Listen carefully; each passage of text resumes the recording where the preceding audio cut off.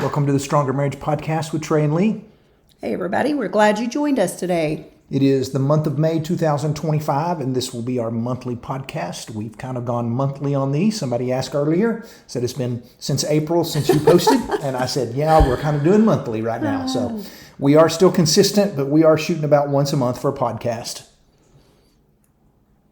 We've got several things coming up.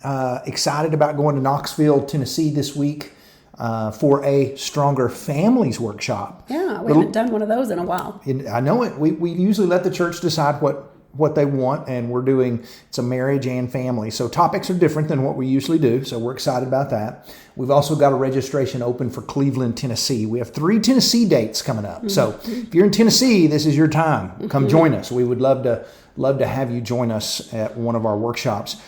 Today we're going to talk about rebuilding trust, kind of some hard stuff, kind of some tough stuff, because in marriage sometimes trust is lost, and we have lots of people reach out to us sometimes and just ask, what can I do to rebuild trust? Either from the guilty side, how can I get my wife to trust me or my husband to trust me, or how can I get to the point where I trust my spouse again? And so that's kind of what we're going to cover today a little bit and talk a little bit about some of those things. Trust can be broken in a lot of ways in marriage. It can. Through affairs, physical, emotional, mental. Which would be pornography. Yes. Yeah. It can be lost through just a fit of rage. It can be lost through dishonesty. Through violence, what else? Unethical activities. Maybe maybe a spouse has been caught stealing at work, or drug and alcohol abuse. All of those are things that can cause you to doubt your spouse. And a lot of times when trust is broken, there's something called the Humpty Dumpty scenario, where we just want to kind of stick old Humpty Dumpty, our marriage, up on the wall and put some Band-Aids on there and go, we're good. But it doesn't work that way. It's not real easy to always rebuild trust once it's been lost. And so we want to talk a little bit about how to rebuild trust. And we probably will talk more from a standpoint of if there has been mistrust in the way of an affair, maybe an unhealthy friendship, maybe an emotional affair, physical affair, because this is something that we get lots of requests for. And so we thought it was a good time to update some information on how can we move on if we're willing to move on from a broken trust, and how can we make things better? Yeah. And you may be saying, well, we haven't broken trust in our relationship. That's good. Trust is a foundation of your marriage. If you have it, protect it and guard it with all you have. That is exactly right. Don't do anything that's going to break trust. Don't do any of those things that we mentioned. So just, be on guard, because once it is broken, it is hard to rebuild. It's not impossible by any means, but it takes a lot of work. So we're going to talk about some of those things. We are. Trust is a constant reassurance in your relationship. And so if you haven't broken trust, continue to be reliable, continue to be dependable, be the person that says if you're going to be there, you're there. Be transparent. That's one of the best things you can do. Be open with your spouse. Don't hide things from your spouse. But oftentimes losing trust is a lot like a death. You don't recover quickly. Nobody just in a couple of weeks goes, hey, I'm all better. There's a grieving process. You can forgive quickly, but sometimes it takes a lot of time to rebuild the trust in your marriage. Yeah, for sure. The first thing you need to do is, if you are the one that has broken the trust. And that is kind of where we're going to gear this towards. Yes. To rebuild. The first thing you need to do to rebuild, if you are the one that's broken trust, is that you need to come clean. You need to shoot straight. You don't need to tell any more lies. You don't need to try to cover anything else up. If your spouse has confronted you about something, then it's time to just come clean. Yeah. That is the best thing that you can do. And this might be a good time to throw this out there. If you're trying to make a decision, this is going to be a hard statement, but I want to say it. If you're trying to make a decision of should I trust my spouse again? Should I give my spouse another chance if there's been an affair or a huge break in trust? This list of about 14, 15 things should be a guideline, meaning if they're not willing to do these things, if for number one, they're not willing to come clean, man, that's just right now, that's the first thing right off the bat. If you can't come clean, I don't know that I can trust you again, and I don't know how this is going to work. And so these are things that the guilty party needs to do in order for you to begin to heal. And so this is a podcast that you not only, if you're sitting here going, yes, I want to heal and I want to do better at trusting my spouse again, this is a podcast that you need to sit down and listen to with your spouse and get them to go, I am willing to make these steps and take these steps so that we can rebuild trust again and save our marriage. And if they're kind of going, hey, there's no way I'm doing these, those are all red flags, because we're going to talk about some stuff in here that is just a deal breaker. If you can't do these things, there's some deal breaking going on here, and you're going to have some hard conversations. But come clean. That was the first one Lee said. The second one here is take complete responsibility. If there has been cheating that has taken place, take responsibility. Don't blame. There are reasons in marriage sometimes for separation. There are reasons for divorce in marriage, adultery, abuse, you just go down the list. But there is never an excuse for cheating in marriage. And so don't ever try to blame. Don't ever pass that off. Don't ever be the person that says, well, I wouldn't have cheated if you would have done. There is never, ever an excuse to cheat. So you take 100% responsibility and say, I messed up. And don't try to pass blame anywhere else. Yeah.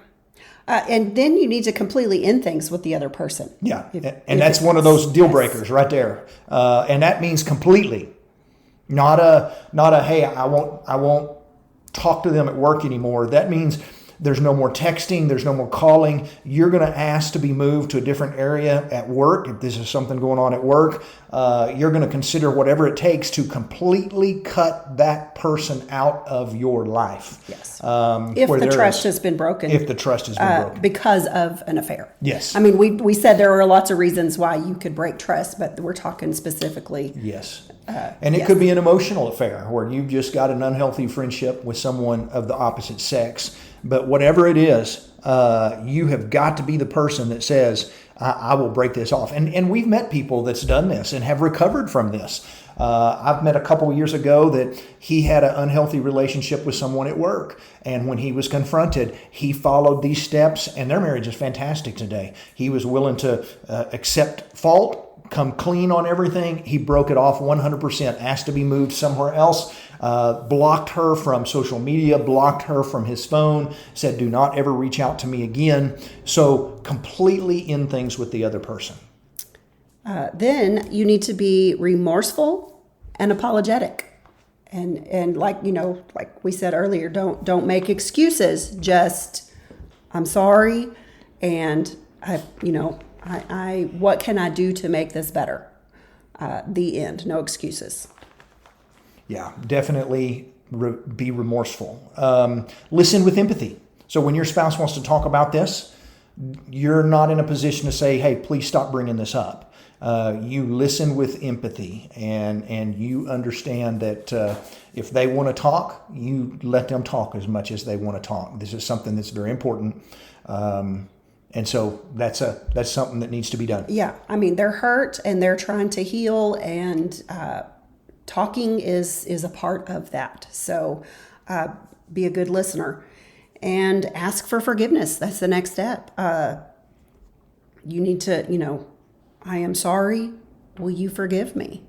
And then, spouse, if you're willing to move forward to rebuild the trust, you need to give the forgiveness.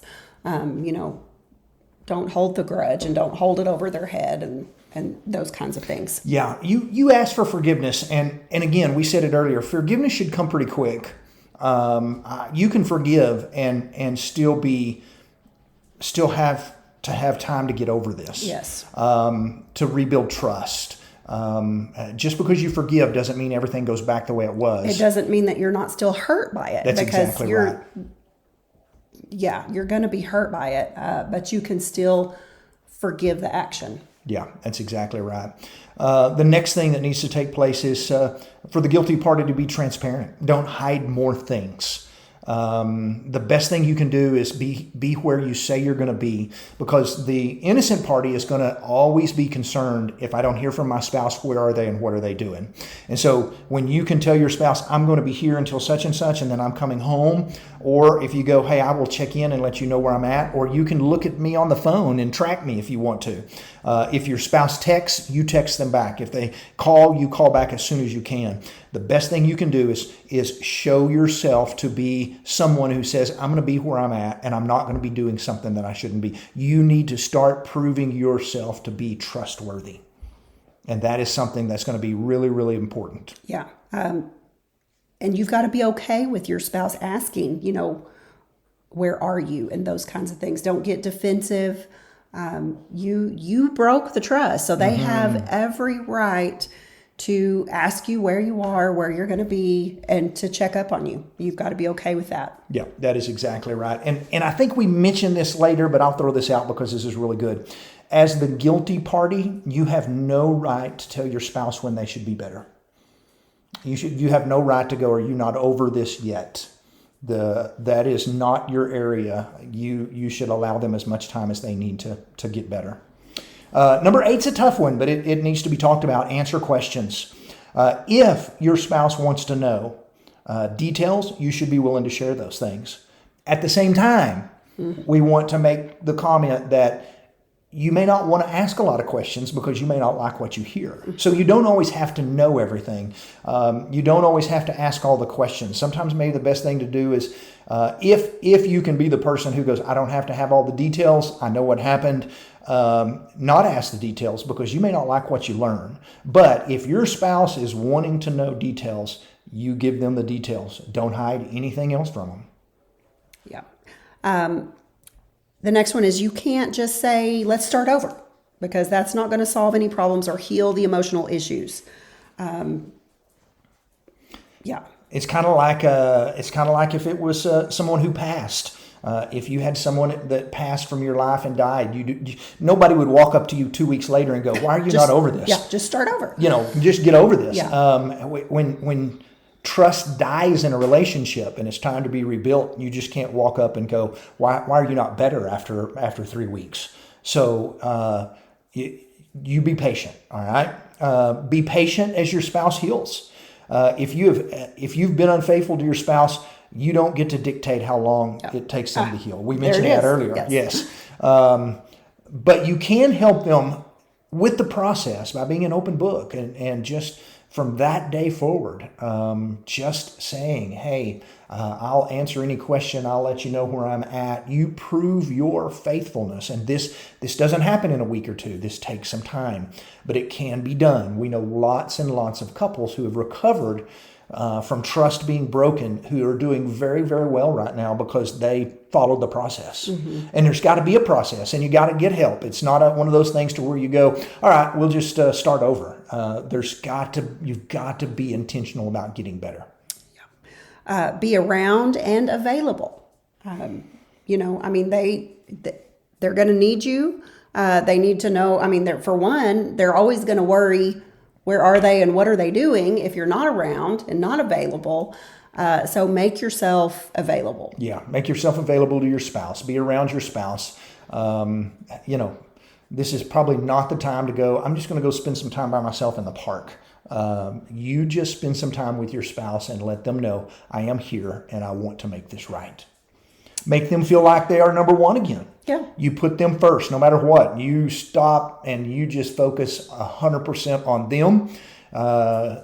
Whatever it takes to make them feel like they are number one again, you start doing those things and start working through that to let them know, I love you. I will do anything I can to make this better. You need a refresh in your marriage. This might be counseling. I would say if trust has been broken because of an affair, you definitely probably need an outside party to talk to.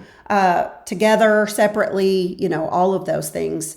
But yes, counseling can provide a refresh. Going to a workshop can provide some insight. Maybe picking up a book on the subject of rebuilding trust. Yeah. And there are some. There's a Dr. Willard Harley has a book about rebuilding trust and what to do after an affair. There are books out there. And so anything you can do to help heal from this is a great thing. Yeah. Lastly, number 14, at least on our list, we numbered ours just to kind of help keep up with this, is don't ever cheat again. You just, hey, fool me once, don't ever, if you got a second chance, you better take advantage of it because a lot of people doesn't get that. And so don't ever do anything to cause your spouse to break trust again. Mm-hmm. And so these are all just things that we wanted to run over that are really, really important on rebuilding trust in a marriage when trust has been broken for whatever reason, but especially in the way of an unhealthy relationship with someone of the opposite sex or even the same sex. I think everybody understands where we're coming from. But probably one of the most questions that we receive most often is, how can I trust my spouse again? And it's usually because of broken trust through an emotional affair or a physical affair. And so if you have trust, as Lee said so well, you protect it with everything you've got. You watch out for areas of your life to where Satan might be trying to get you. You look for areas to where Satan might look for a crack in the door to where he can stick his whole foot in and go, hey, I got you. But you do whatever you can to protect your marriage.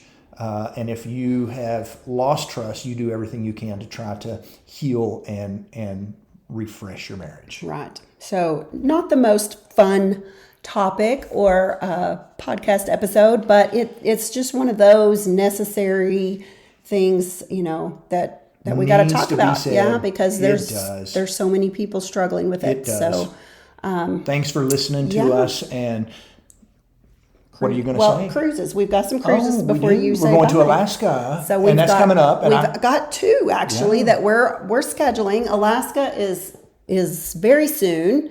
In July, very end of July. So, but there's still time to sign up.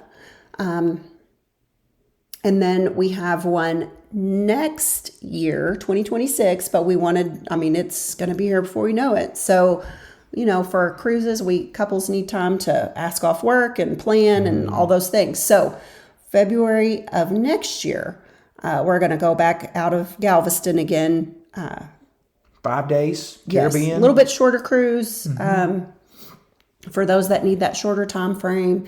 And so sign up. With us. Come go with us on one of those. Spend a week on a boat with us. It's a lot of fun. Thank you all for joining us today. Hope you all have a blessed week, and we will see you down the road. See ya.